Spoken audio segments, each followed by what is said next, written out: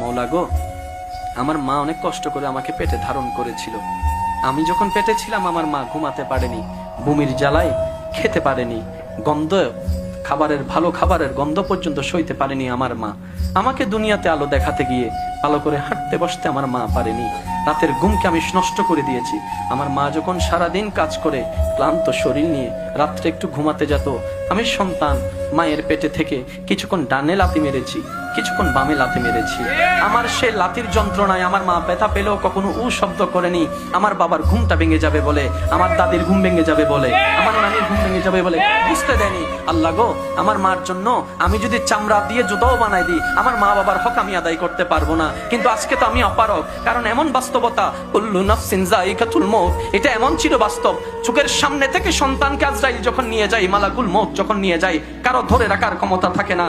আল্লাহ গো, আমার মা এতদিন আমার কাছে ছিল, দূরে থাকলো মাটা বাবাটা আমার কাছে ছিল, সন্তানটা আমার কাছে ছিল।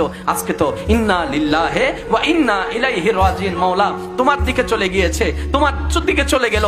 আল্লাহ, আমার মার জন্য আমি কিচ্ছু করতে পারি নাই, বাবার জন্য কোনো অবদান রাখতে পারি নাই, সন্তানের কোনো সেবা করতে পারি নাই। আল্লাহ, আমি দোয়া করছি সন্তান হয়ে, আল্লাহ আমার মা আমার বাবাকে তুমি ভালো রাখিও, শান্তিতে রাখিও, দয়া করিও সেরকম যেভাবে আমার উপর দয়া করেছিল, মায়া করেছিল ছোট্ট অবস্থায়। এদিকে সন্তানের হাত উঠবে, এদিকে রবের দয়া উন্মুক্ত হবে, জাহান্নামী হলো আল্লাহ চাইলে দয়া করে জান্নাতি বানাই দিবে।